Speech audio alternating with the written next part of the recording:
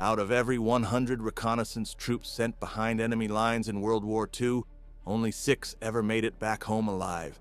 They had a life expectancy of just 48 hours once deployed, but they were described as the eyes and ears of the entire Allied war machine, and at the same time the most expendable soldiers on the battlefield. But their story is far more horrific than it seems, and now you're going to see why. When people talk about World War II intelligence gathering, they usually mention code breakers like those at Bletchley Park or spy networks in occupied Europe. But reconnaissance troops were a different kind of operation altogether. These were small teams of specially trained soldiers whose job was to penetrate deep behind enemy lines and gather critical intelligence that could change the course of entire campaigns. The Allies desperately needed real-time information about German troop movements, defensive positions, and supply lines. Aerial reconnaissance could only tell you so much. Photographs from 20,000 feet couldn't reveal the thickness of bunker walls, the number of troops in a garrison, or the exact location of ammunition dumps. That's where reconnaissance troops came in. They were the human eyes and ears that could get close enough to count enemy soldiers, map defensive positions, and identify weak points that bombers and artillery could exploit.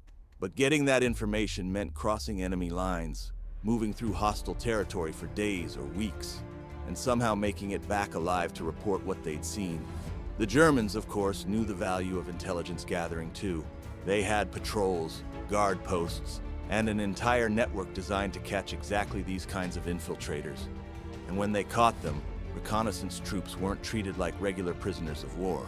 To understand why being a reconnaissance trooper was such a nightmare, we need to take a look at how these operations actually worked. Most reconnaissance missions were carried out by teams of 3 to 6 men, specially selected for their physical fitness, navigation skills, and ability to remain calm under extreme pressure. They carried lightweight gear weighing about 40 pounds total. No heavy weapons, no radios that could give away their position, and minimal food and water to last maybe 72 hours. Their primary weapon was usually a suppressed pistol or submachine gun with just enough ammunition for emergencies. The idea was to avoid contact entirely, not fight their way out. Each team member had specific responsibilities. The team leader handled navigation and mission objectives. The radio operator carried the only communication device, a compact field radio weighing 15 pounds that could transmit back to Allied lines from up to 20 miles away. The observer documented enemy positions, troop strength, and equipment. Others provided security and backup. But here's the thing. Your effective operational window was incredibly narrow. Intelligence had to be fresh to be useful, which meant teams often had less than 48 hours to infiltrate, observe, and extract before the information became outdated. And moving through enemy territory at night, you could cover maybe 10 miles if the terrain was favorable. Once behind enemy lines, reconnaissance troops faced constant psychological pressure. Every sound could mean discovery. Every German patrol could mean death or capture. Sleep was almost impossible. You'd catch maybe an hour or two during daylight, hidden in whatever cover you could find, always listening for approaching footsteps. Being captured alive was perhaps the biggest fear. Because of their mission to gather intelligence about German positions and strength, reconnaissance troops weren't treated like regular POWs. They were considered spies, which meant immediate execution under German military law. But before that execution, interrogators would do everything possible to extract information about Allied plans and the location of other reconnaissance teams. The mental strain was incredible. You'd watch German soldiers from maybe 50 yards away, close enough to see their faces, count their weapons, observe their routines, all while knowing that if just one of them spotted you, your mission was over and your life was forfeit. In May 1944, 3 weeks before D-Day, Staff Sergeant Michael O'Brien led a 4-man reconnaissance team on what would become one of the most critical intelligence missions of the war. Their objective was to penetrate German coastal defenses near Omaha Beach and provide detailed information about bunker positions, machine gun nests, and beach obstacles. O'Brien's team was dropped by boat 15 miles behind German lines at 2 a.m. on a moonless night. The plan was simple. Move inland, observe German positions for 24 hours, and rendezvous with a submarine for extraction. What they found was far worse than Allied intelligence had estimated. The Germans had turned the entire coastline into a death trap. Concrete bunkers were positioned every 200 yards with overlapping fields of fire. Machine gun nests were hidden in fake farmhouses. Artillery positions were dug into hillsides and camouflaged with netting and vegetation. For 18 hours, O'Brien's team crawled through German positions, mapping every bunker, counting every weapon, documenting angles of fire. They were so close to German sentries that they could hear conversations, smell cigarette smoke, and watch soldiers eating their meals. Then disaster struck. Private Thompson, the team's radio operator, accidentally knocked over a metal bucket while moving through a farmyard. The clatter echoed through the night silence like a gunshot. Within seconds, German voices were shouting orders and flashlights were sweeping the area. O'Brien made a split-second decision.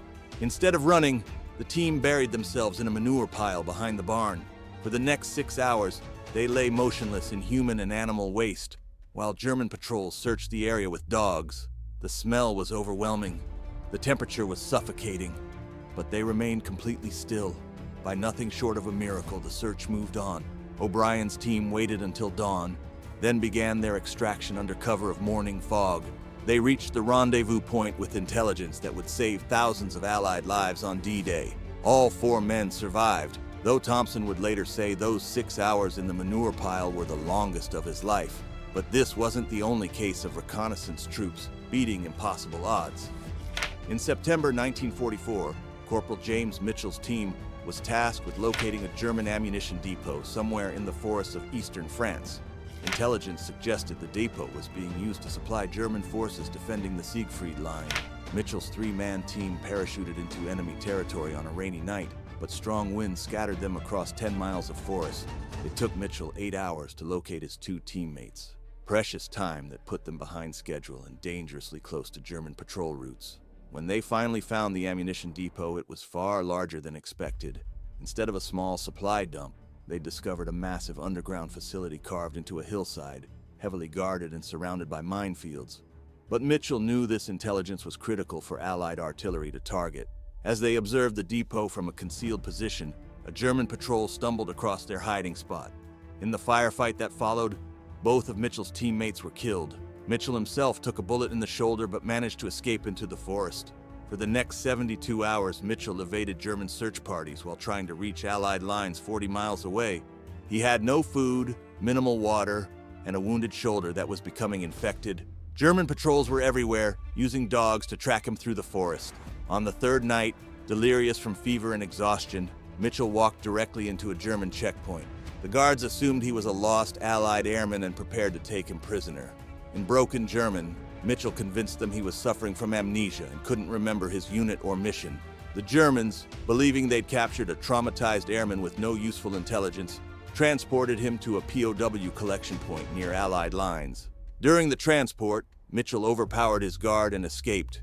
He reached American forces the next morning with detailed intelligence about the ammunition depot, which was destroyed by Allied bombers within 48 hours. But if you think the previous stories were incredible, consider what happened to Lieutenant Robert Hayes in March 1945. Hayes led a 5-man reconnaissance team deep into Germany to gather intelligence about German defensive positions along the Rhine River. This was one of the most dangerous missions possible, penetrating the heart of Nazi Germany just months before the war's end. Hayes' team was inserted by glider, 60 miles behind German lines.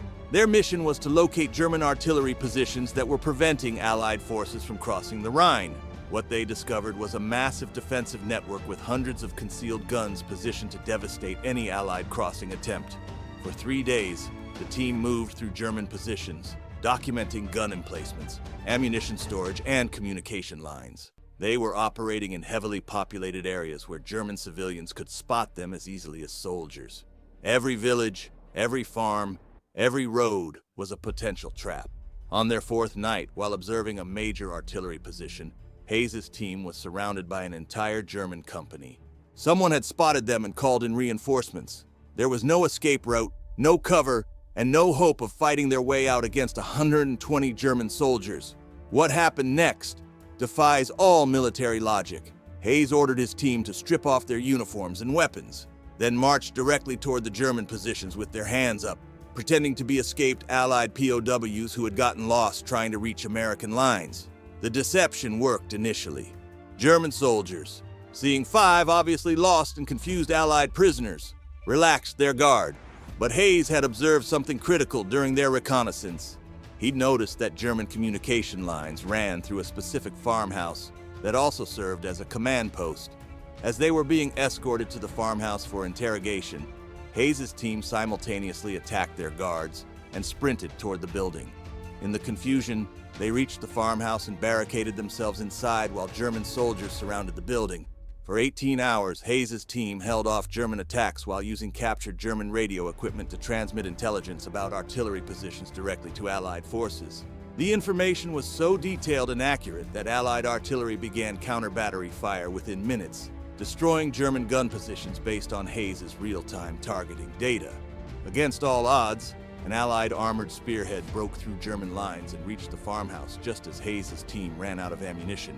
All 5 men survived what should have been a suicide mission, and their intelligence contributed directly to the successful Allied crossing of the Rhine River. The official statistics tell the horrific story of reconnaissance operations in World War II.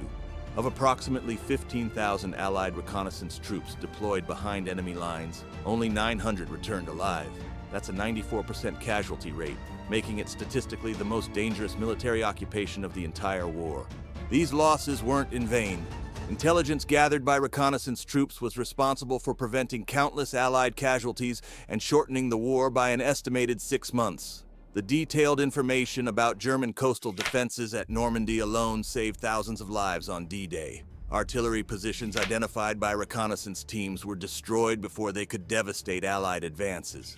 But the human cost was staggering. These were volunteers, men who knew the odds and accepted missions that were essentially one-way trips. They understood that their job was to gather intelligence that could save their fellow soldiers, even if it meant sacrificing their own lives in the process.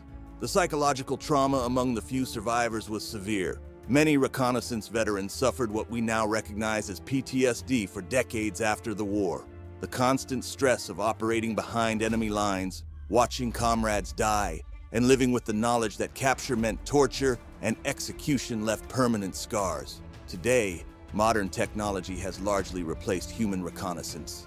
Satellites, drones, and electronic surveillance can gather intelligence without risking human lives. But in World War II, there was no substitute for soldiers willing to walk into enemy territory and gather the information that could change the course of history. The story of reconnaissance troops reminds us that victory in war often depends on the courage of individuals willing to accept impossible odds. These men understood that their sacrifice could save thousands of other soldiers, and they accepted that responsibility without hesitation. If you want to hear more incredible stories of World War II heroism and survival, make sure to subscribe and check out our other videos about the most dangerous military roles in history. You won't believe what these soldiers endured to protect freedom and defeat fascism.